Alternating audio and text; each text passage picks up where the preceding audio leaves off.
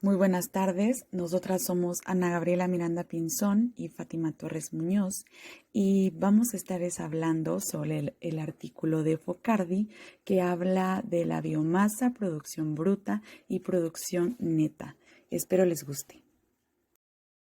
La productividad primaria de un sistema ecológico se define como la velocidad a la que la energía radiante es convertida por la actividad fotosintética y quimiosintética de los organismos productores en sustancias orgánicas.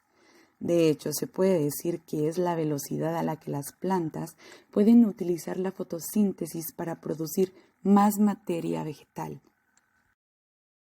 La productividad primaria neta es la producción de energía de los productores en un área específica durante un tiempo determinado. Es la fuente básica de alimento para los consumidores de un ecosistema.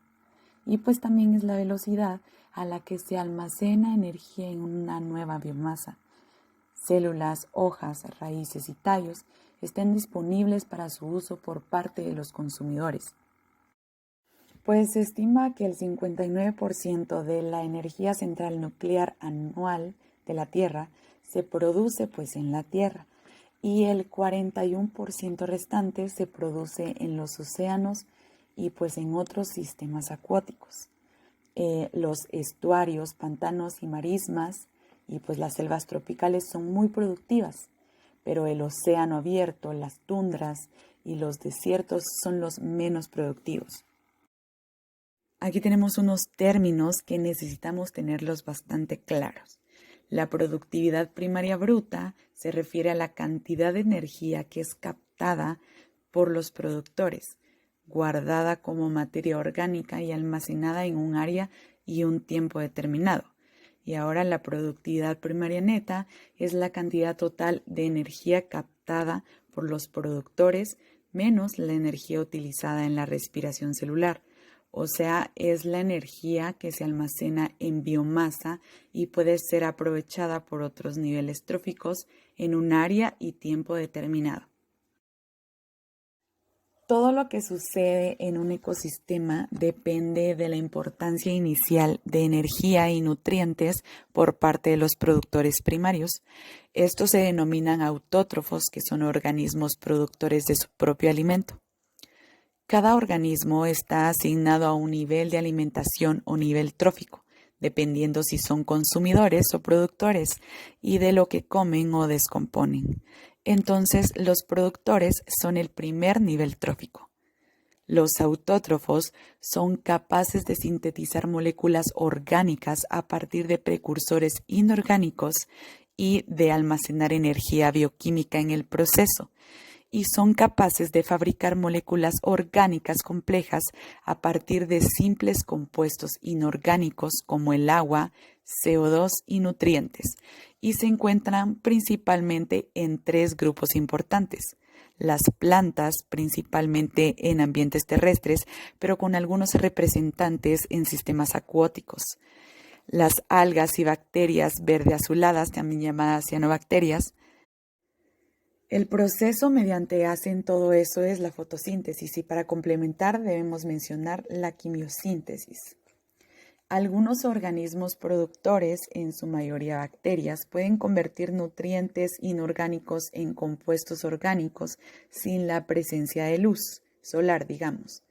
Existen varios grupos de bacterias quimiosintéticas en ambientes marinos y de agua dulce, particularmente aquellas ricas en azufre o gas sulfuro de hidrógeno, al igual que las plantas portadoras de clorofila y otros organismos capaces de realizar fotosíntesis.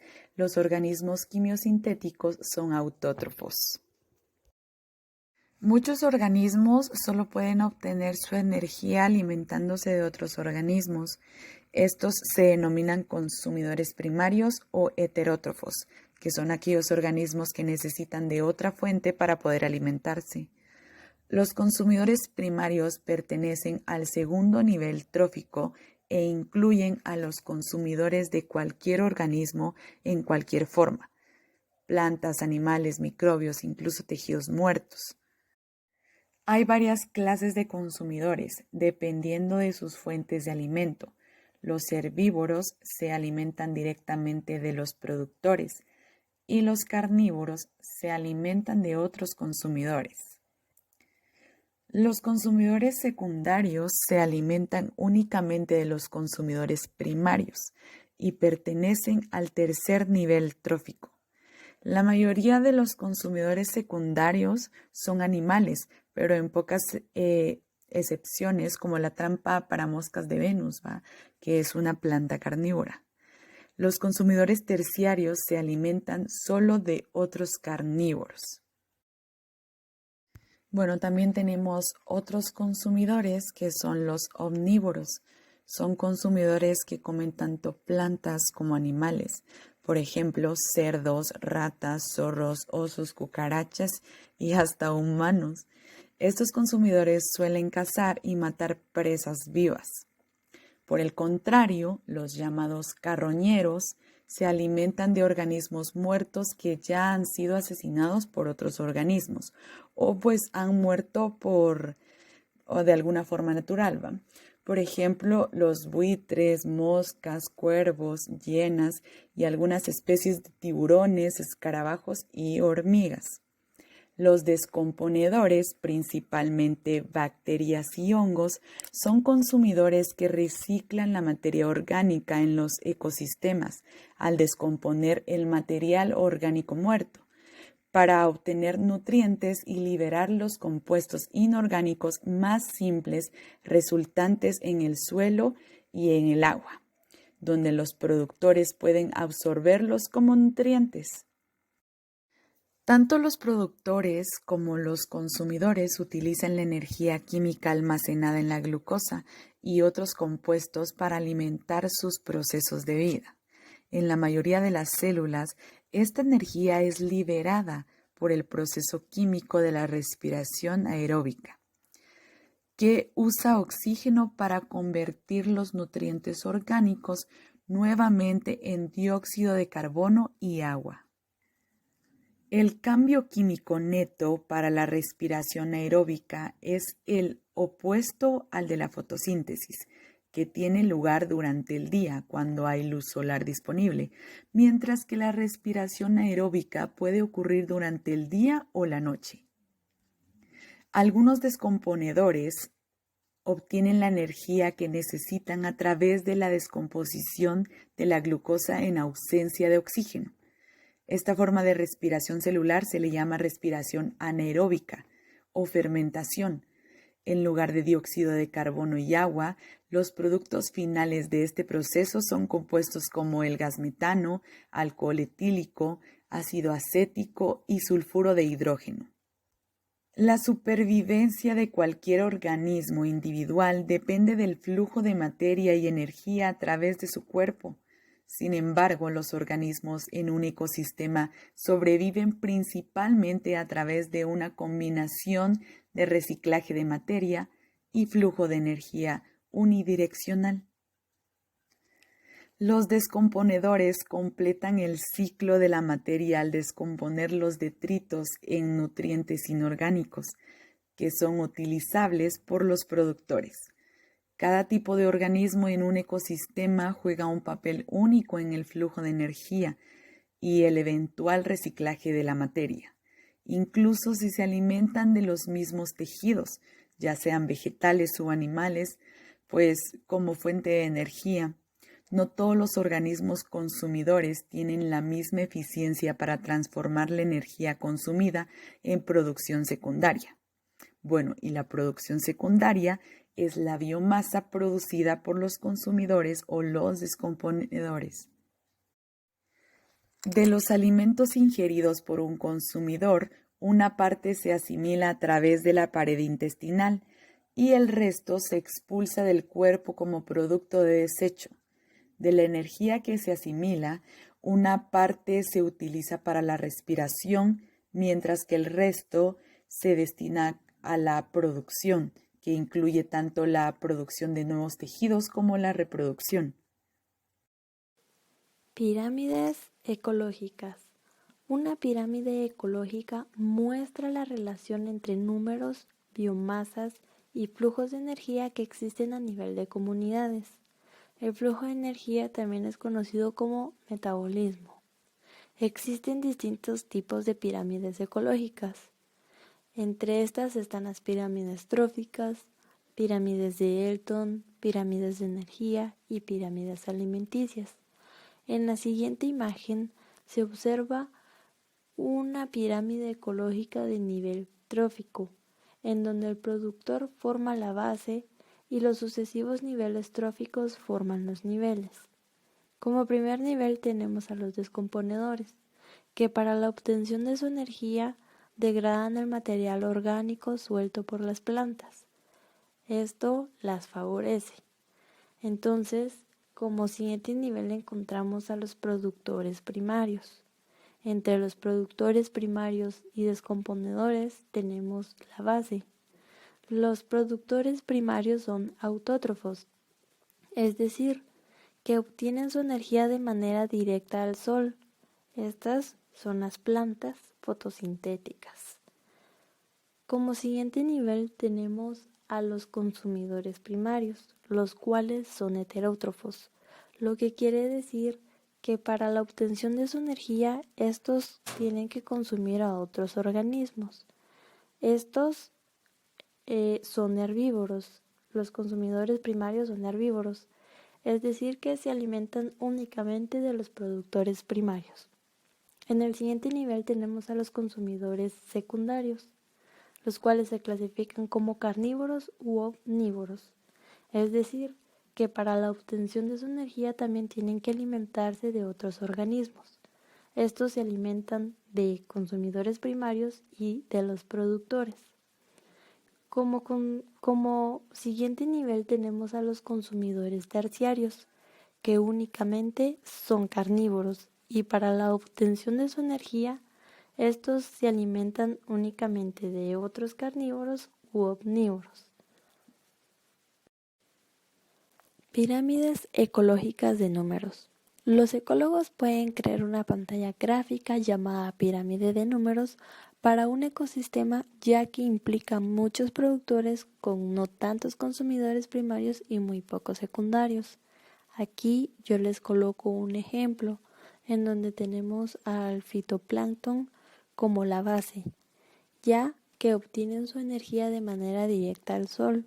Entonces, 1.000.000 de productores primarios de fitoplancton le darán alimento a 10.000 zooplancton, ya que los zooplancton obtienen su energía mediante el consumo de los organismos de fitoplancton. Como siguiente nivel tenemos que los 10.000 zooplancton le dan alimento a 100 percas, que son estos peces, que obtienen su energía alimentándose de los zooplancton. Estas percas le dan energía a una persona por un mes, ya que ésta se alimentaría de esta obteniendo así su energía. Y de esta manera tenemos una pirámide ecológica de números. Pirámides ecológicas de biomasa. Cada nivel trófico contiene una cierta cantidad de biomasa. Esta cantidad de biomasa es el peso total de la materia orgánica contenida en sus organismos. Los ecologistas calculan la biomasa recolectando organismos aleatoriamente de parches o franjas estrechas de un ecosistema. Los organismos se secan y se pesan. Con los datos obtenidos se realiza la pirámide para el ecosistema y este suele invertirse cuando los productores son mucho más pequeños que los consumidores promedios, como en las comunidades acuáticas, donde la dominancia son por algas. En la siguiente imagen tenemos un ejemplo de cómo va disminuyendo la biomasa disponible, que va desde abajo hacia arriba y está indicado por una flecha, ya que los productores primarios tienen mayor peso y los consumidores terciarios menor peso. Si regresamos a la diapositiva anterior, nos podemos dar cuenta que esta flecha se invertiría, ya que estamos hablando de fitoplancton y los organismos iban creciendo. Entonces, el peso de la biomasa sería menor para la base. Por este motivo, la flecha daría vuelta y el peso disminuye de arriba hacia abajo. Reglas ecológicas. Los números enfatizan la importancia de los organismos pequeños. La biomasa enfatiza en la importancia de los organismos grandes, aunque ninguno puede utilizarse como un criterio confiable para la comparación. El papel funcional de las poblaciones que difiere en las relaciones tamaño y metabolismo, aunque si existiera una comparación, la biomasa es más confiable que los números. Flujo de energía. Al transferir la energía de un nivel trófico a otro, se pierde energía utilizable. Existe una pérdida del 80 al 95%, según los tipos de especie y el ecosistema involucrado. En la siguiente imagen se puede observar cómo los productores primarios, que son los organismos fotosintéticos como las plantas, algas y protistas, obtienen su energía directamente del sol. Del lado derecho se observan unas flechas de color rojo y otras de color verde, en donde las flechas de color rojo representan la energía perdida en forma de calor y las flechas de color verde representan la energía disponible para el siguiente nivel. Por cada nivel que transcurre se pierde una gran cantidad de energía. El flujo de energía proporciona un índice más adecuado para la comparación de los componentes del ecosistema. La segunda ley de la termodinámica dicta que una pirámide de energía siempre tiene que ir de manera vertical.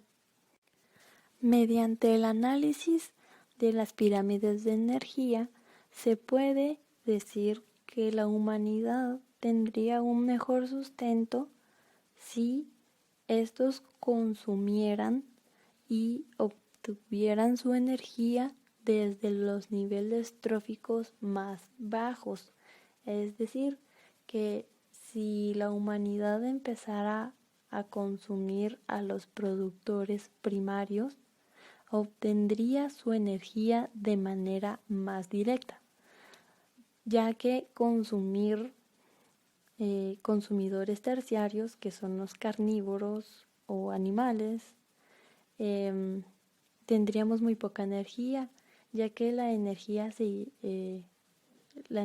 de estos organismos sería muy poca por la pérdida que existe en cada uno de los niveles.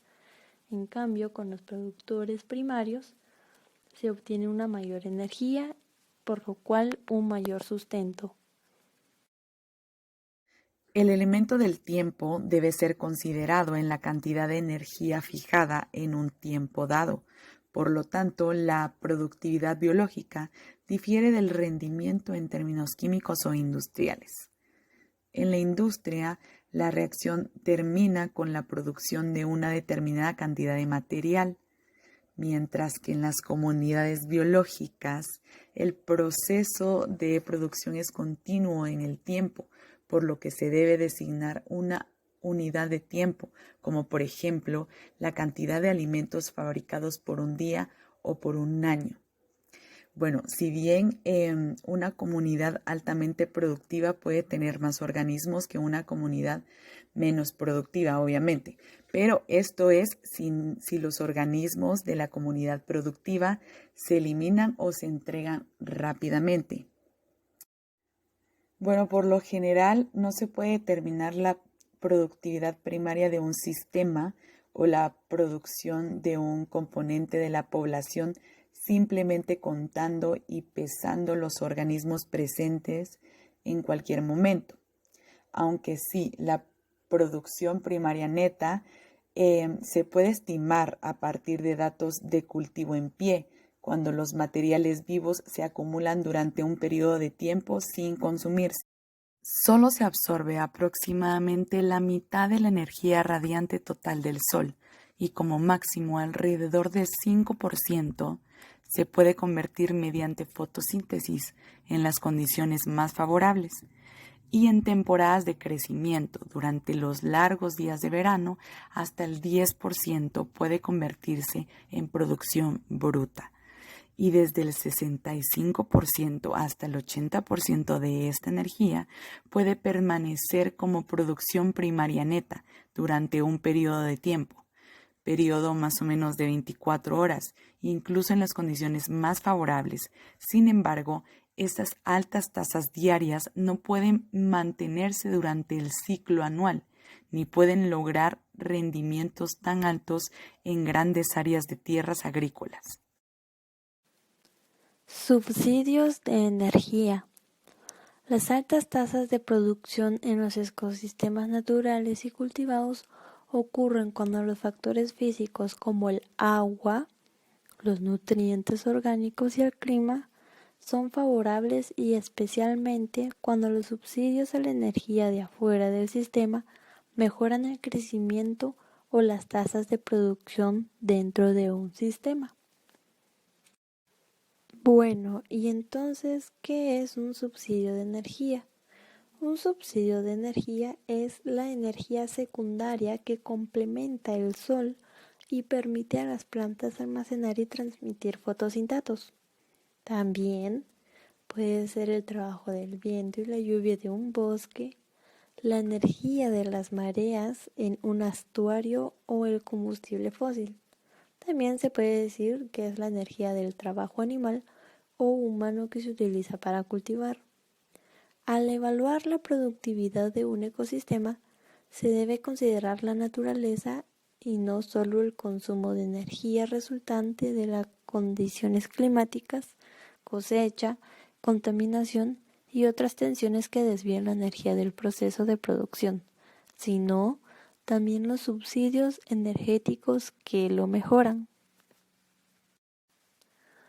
Los grandes insumos de energía mantienen la alta tasa de productividad bruta neta involucrados en el cultivo, riego, en la fertilización, en la selección genética, en el control de plagas. El combustible que se utiliza para impulsar la maquinaria agrícola es un aporte de energía tan importante como la luz solar.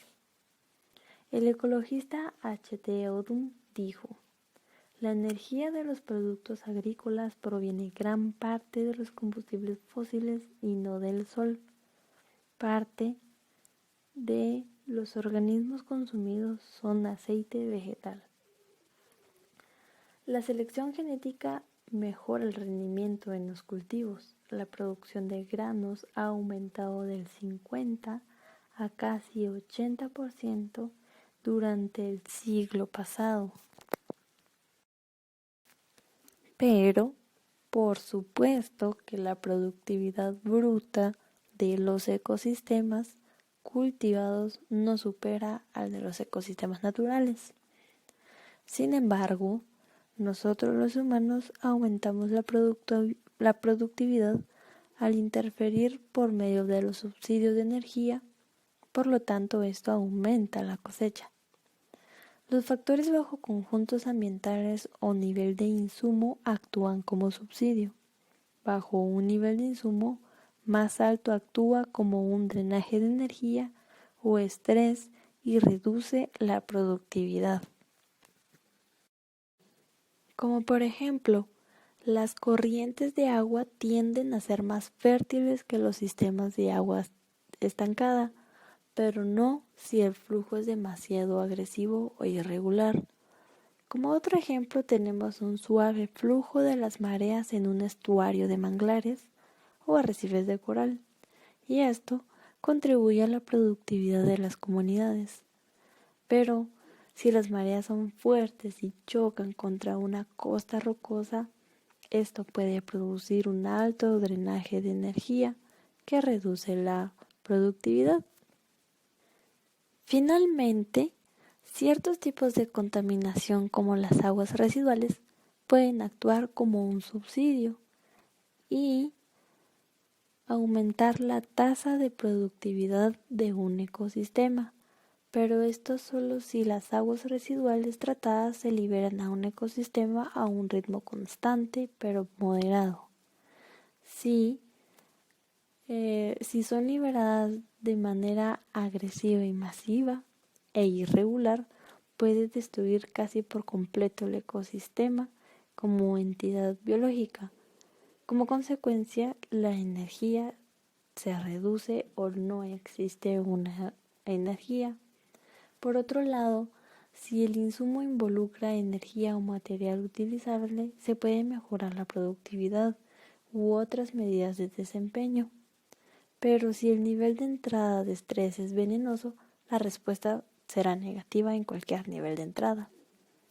En conclusión, casi todo lo que hace la civilización humana tiene un efecto mixto en el medio natural y la calidad de vida humana. Una discusión sobre la regeneración biológica es relevante porque el reciclaje se ha convertido cada vez más en un objetivo importante para la sociedad humana. Entonces, es apropiado centrarse en el ciclo de nutrientes en la parte biológica activa del ecosistema, ya que las bacterias, hongos y microorganismos pueden consumir los detritos, que son desechos orgánicos de los organismos, y que estos están presentes en suelos o cuerpos de agua. Las bacterias se devoran por protozoos que excretan amonio y fosfato, que a su vez son reutilizados por las plantas. Esto aumenta la tasa de renovación de los nutrientes y es un sistema de reciclaje natural. Esto sin realizar gastos de energía, es decir, sin utilizar subsidios. La revolución verde. La otra forma en que los seres humanos aumentan la producción de alimentos es mediante la selección genética para aumentar la proporción de alimentos o cosechas. Esto implica la selección genética de variedades de altas tasas de cosecha que se adaptan para responder a subsidios masivos de energía, riego y nutrientes. Modelo de flujo de energía universal. Esta representa la biomasa de cultivos vivos en pie, es decir, los productores primarios. En la siguiente diapositiva yo coloqué la imagen del libro de manera al revés, ya que se me hizo más fácil entenderla así. Del lado derecho, en el cuadro de color celeste, coloqué la nomenclatura de cada uno de los símbolos. Entonces tenemos los componentes de un modelo de flujo energético ecológico. Hasta arriba tenemos el ingreso de energía, representada como una letra I. Seguidamente se encuentra las siglas N y A, que es la energía no asimilada. La energía no asimilada es aquella que no es incorporada a la biomasa animal. Esta energía es eliminada por medio de excrementos y pasa al compartimiento de necromasa, donde queda disponible para los descomponedores. Luego se encuentra la energía que sí es asimilada, representada por la letra A. Luego observamos la biomasa de cultivos en pie, que esta está encerrada en un cuadro de color gris del lado derecho. Existe una pérdida de energía aparte de la energía no asimilada, y esta es la respiración, representada como una letra R. Luego encontramos la energía que es almacenada, que se encuentra en el lado de arriba de la B, que dijimos que era la biomasa de cultivos que se encuentran en pie. Posteriormente, en el canal donde ingresa la energía, encontramos la producción, representada con las siglas P a G. Seguidamente encontramos el gramo, que es el crecimiento y la reproducción, y MI, que sería la energía excretada. Flujo de energía simplificado que representa 3 niveles tróficos en una cadena alimentaria lineal. La línea inferior del diagrama muestra el orden de magnitud de las pérdidas de energía esperadas en los principales puntos de transferencia, comenzando por una entrada solar de 4000 kilocalorías. En el diagrama, en la parte de hasta arriba, podemos observar los 3 niveles tróficos, que son los productores, los consumidores primarios y los consumidores secundarios. Entonces, del lado izquierdo tenemos un aporte de energía solar de 4000 kilocalorías y este es absorbido por una cubierta vegetal, ya que los productores son plantas, y esta absorción es representada por la letra L y una subletra A. Aquí ya existe una pérdida de energía por calor y por respiración y nos quedan 30 kilocalorías de producción primaria bruta. En la respiración se pierden 3 y entonces nos quedan 20 kilocalorías de biomasa de cultivos en pie. Para la entrada de energía, que se representa con una letra I, como ya habíamos visto en la diapositiva anterior, esta también tiene una pérdida de energía, representada con una N y una U, que es la energía no consumida por el nivel trófico.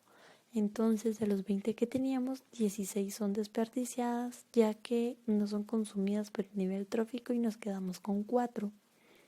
Posteriormente, la energía que sí es asimilada también sufre una pérdida. Sufre una pérdida de 1 kilocalorías de energía que no es asimilada por el consumidor y 1,5 kilocalorías por la respiración. Posteriormente, tenemos la producción secundaria representada por una S y una P, y esta nos queda con 1,5 kilocalorías. Luego ocurre otra entrada de energía que va del consumidor primario al consumidor secundario, y esta entrada de energía también sufre 3 fugas. La primera es de 0,9 en la energía no consumida por el nivel trófico, de 0,1 kilocalorías por la energía que no es asimilada por el consumidor y una pérdida de 0,4 por la respiración. Posteriormente queda la energía que sí es asimilada y solo nos queda el 0,5 de kilocalorías. Y luego vuelve a ocurrir una producción secundaria. Esto puede seguir los niveles tróficos hasta quedarse sin energía. Aquí únicamente se representan 3 niveles secundarios, 3 niveles tróficos, y puede existir uno más que sería el de los carnívoros. Como pueden ver, solo quedaría muy poca energía. Entonces, si es viable y sustentable que la humanidad consumiera y obtuviera su energía mediante el consumo del nivel trófico base, que sería de los productores. La NPP anual de la Tierra, en la Tierra se estima el 59% y el 41% restante ocurre en los océanos y otros sistemas acuáticos. Si bien los estuarios, pantanos y marismas y las selvas tropicales son altamente productivas, pero sin embargo no pueden ser consumidos por la gente y son fuentes vitales de alimento para peces, camarones y otras formas de vidas acuáticas que nos brindan. Y pues el océano abierto, la tundra y los desiertos son los menos productivos. En los bosques tropicales, la mayoría de los nutrientes se almacenan en la vegetación más que en el suelo. Cuando se eliminan los árboles, los suelos quedan pobres en nutrientes y se agotan rápidamente por las frecuentes lluvias y otros factores. Por lo tanto, los cultivos alimentarios se pueden cultivar solo por un corto tiempo, sin aplicaciones masivas y costosas de fertilizantes comerciales, digamos. Una gran parte de la tierra se encuentra en la categoría baja de producción porque el agua, como en los desiertos y pastizales, y pues los nutrientes que están en el mar abierto son muy limitantes. Las áreas naturalmente fértiles se encuentran principalmente en deltas de ríos, estuarios, áreas de afloramiento costero, manantiales y pues entre otros, ¿va? La mayoría de la parte de la agricultura muestra una baja productividad anual, porque los cultivos anuales son productivos durante menos de la mitad del año. Entonces, el doble cultivo puede acercarse a la productividad bruta de las mejores comunidades naturales, pero sin embargo, la producción primaria neta, promediará alrededor del 60% de la productividad bruta y que el rendimiento de la humanidad, digamos, de los cultivos será un tercio o menos de la productividad bruta.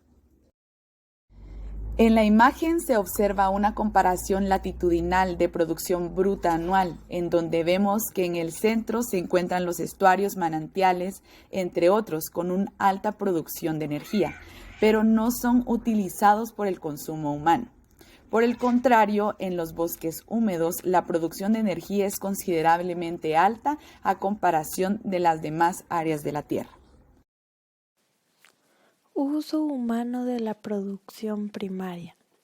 A medida de que la humanidad entró en el siglo XXI, aproximadamente el 50% de la producción neta terrestre y la mayor parte de producción neta acuática permanece para el sustento de la vida, bienes, servicios y para sustentar a todos los organismos con los que compartimos la Tierra. Para la enorme cantidad de personas se estima que cada uno necesita aproximadamente 1.000.000 de kilocalorías al año.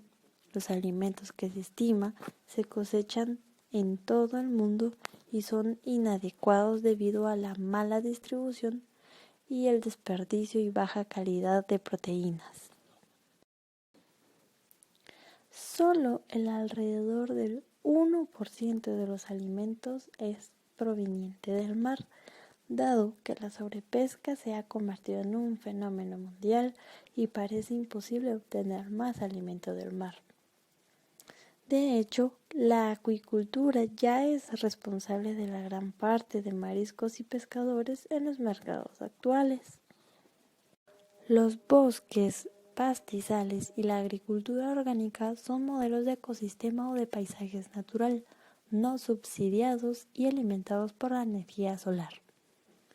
Esto incluye insumos de energía, subproductos naturales, rendimiento y pérdidas de energía o respiración. Por lo contrario, en un ecosistema o paisaje subvencionado por humanos y alimentado por energía solar, entra como insumo grandes cantidades de combustible fósil, fertilizantes y pesticidas químicos.